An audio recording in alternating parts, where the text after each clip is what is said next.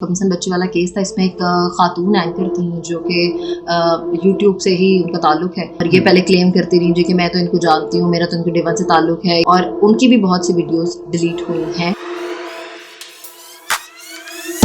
YouTube इस पे action ले सकता है और उन्होंने लिया भी है।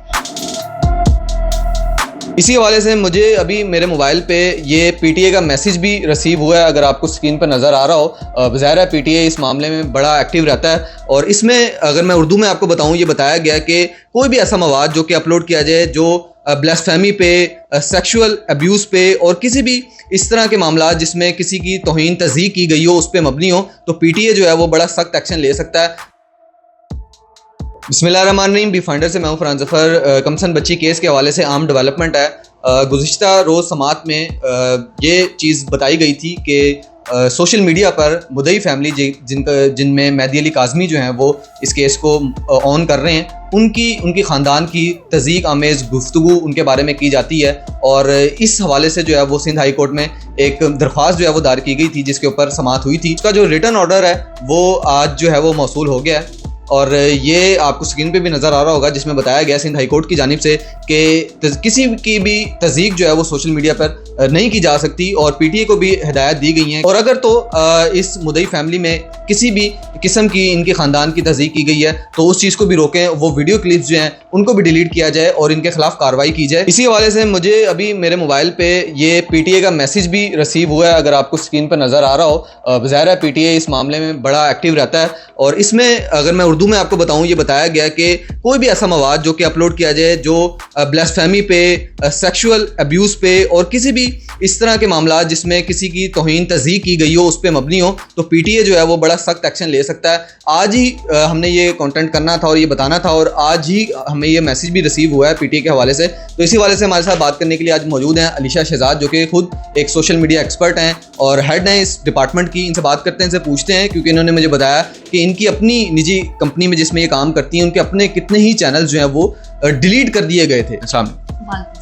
बताइएगा, आपने जब मैं आपसे ये डिस्कस कर रहा था टॉपिक, तो आपने बताया कि जिस फर्म में आप काम कर रही हैं उसके ही 15-16 चैनल डिलीट हुए थे फॉर सम रीजन। तो ये यानी कि मुमकिन है कि अगर पीटीए किसी भी मल्टीनेशनल कंपनी को कोई भी रिटर्न उसमें देता है कि इस हवाले से हमारे कोर्ट्स ऑर्डर हैं, उसमें किसी किस्म का अब्यूसिव कंटेंट मौजूद है, तो वो क्या डिलीट हो जाते हैं वाकई? जी ऐसा ही है क्योंकि पीटीए के पास भी एक अथॉरिटी है क्योंकि पाकिस्तान को एक ऐसे इदारा है जब वो किसी मल्टीनेशनल कंपनी को कोई भी चीज़ लिखते हैं, कोई ईमेल करते हैं जिसमें 3 चीज़ें आ जाती हैं, वायलेंस आ जाती है, हेट स्पीच आ जाती है, उसके साथ साथ सेक्सुअल असॉल्ट आ जाता है। जैसे आप बात कर रहे हैं कमसन बच्ची के हवाले से जिन पे जो मैंने आपको पॉइंट्स बताए जिसमें वायलेंस है, हेट स्पीच है और इसमें सेक्सुअल असॉल्ट है, ये केस जो है ये कनेक्ट करता है तीसरे पॉइंट के साथ। और इसको इसलिए कनेक्शन में इस वजह से जो यूट्यूब को पीटीए क्योंकि पाकिस्तान के एक ऐसे इदारा है जिसके अंडर आता है ये सब कुछ, कम्युनिकेशन के हवाले से, टेलीकम्युनिकेशन के हवाले से, तो उसकी सारी चीज़ें वो एक ईमेल के थ्रू ये सारा कुछ करवा सकते हैं। चूँकि इसमें यूट्यूब की हमारे पास खुद भी इतनी अथॉरिटी है कि वो चाहें तो ये चीज़ें डिलीट कर सकते हैं। जैसे आपने खुद भी बताया कि हमारे 15 चैनल्स भी जो है वो खुद ब खुद ही डिलीट हो चुके थे। अगर इसमें कंप्लेन नहीं थी। हाँ एग्जैक्टली। और चूँकि ये एक टेक्निकली यूट्यूब के पास भी अथॉरिटी होती है तो वो भी कर सकते हैं। और इसके साथ ये होता है कि जब कुछ चीज़ें कुछ ऐसी चीज़ हो जाए या आपका कंटेंट उस लेवल का ना हो, आपके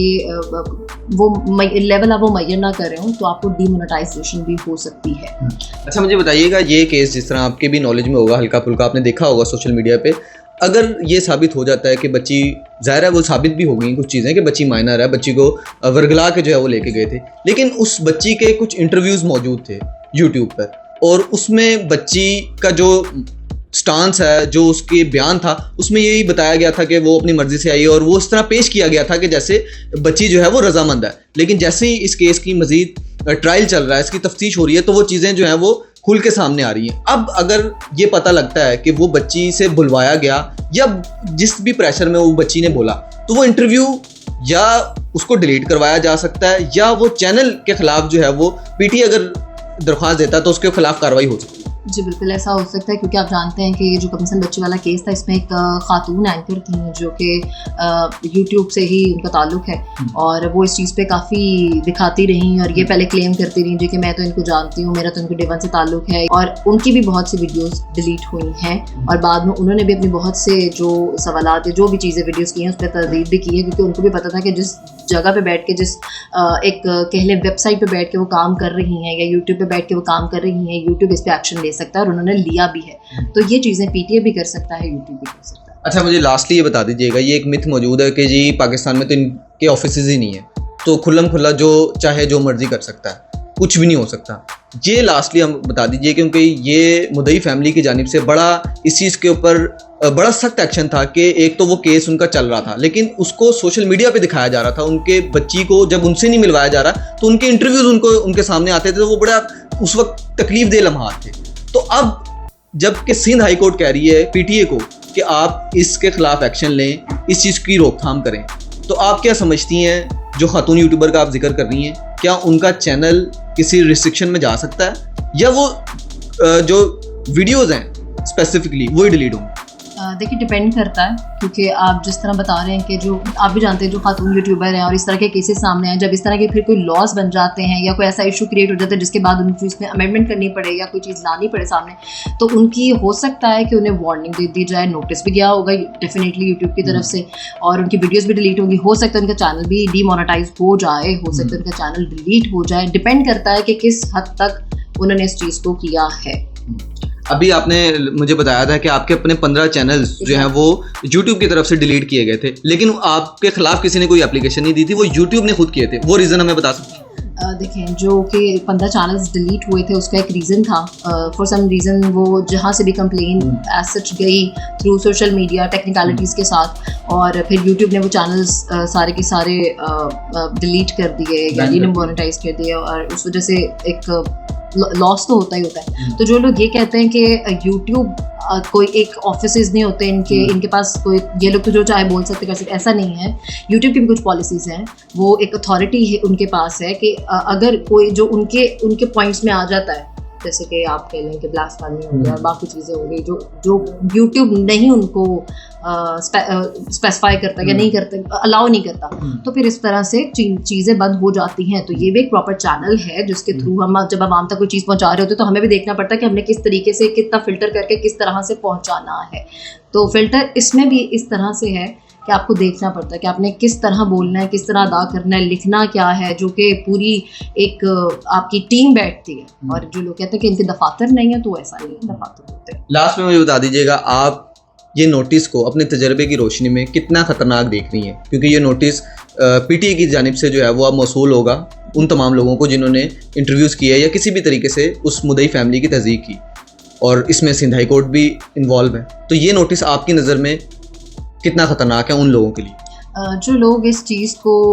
मतलब कुछ भी बोल देते हैं just for the sake of views, just for the sake of कि उन्हें पैसा कमाना है, तो उनको तो अब नुकसान भी होगा, क्योंकि अगर तो उनके बहुत, क्योंकि आप जानते हैं जब एक यूट्यूब शुरू करना पड़ता है तो बड़ी मेहनत करनी पड़ती है आपके फॉलोअर्स लाने के लिए, अपने व्यूज़ लाने के लिए, और उसके बाद ही आप वो पैसे कमाते हैं। तो इसी तरह जो लोग इस तरह की चीज़ें अब करेंगे, अब सोच समझ के कदम उठाया जाएगा, देखा जाएगा, पॉलिसीज़ पे गौर किया जाएगा, क्योंकि ये अब एक प्रॉपर चैनल है। उस लिहाज से अब उन्हें देखना पड़ेगा, और ये उन लोगों के लिए तो वाकई ख़तरनाक है जो पहले बगैर किसी चीज़ के या बगैर किसी नॉलेज के, बगैर किसी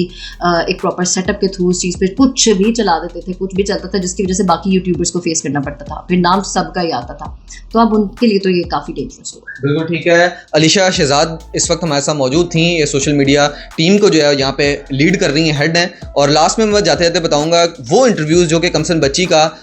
उस वक्त लिया गया था जब माँ बाप जो है वो कर्ब से तड़प रहे थे, तो वो इंटरव्यू जो है वो अब हमें उस चैनल पे नज़र नहीं आता। तो इसका मतलब ये है कि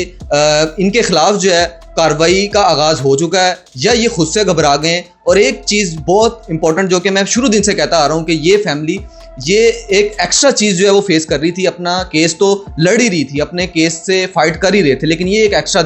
दबाव था, प्रेशर था, जो कि इनको मीडिया में जो है वो जलील किया जा रहा था। तो इस हवाले से आज मैं ये समझता हूँ बड़ी अहम डेवलपमेंट थी। और ये रिटर्न ऑर्डर भी आपको नज़र आ रहा होगा, जिसमें पीटीए और सिंध हाई कोर्ट जो है वो दोनों की तरफ से बड़े सख्त अहकामात हैं कि अगर अब कोई भी किसी भी के खिलाफ तज़ीक आमेज़ गुफ्तगू जो है वो करता है तो उसके खिलाफ सख्त से सख्त एक्शन लिया जाए। और लास्ट में ये मैसेज मैंने आपको दिखा दिया था, जो कि अब पीटीए जो है वो तमाम यूजर्स को भेज रहा है, बता रहा है जो कि कंटेंट क्रिएट करते हैं।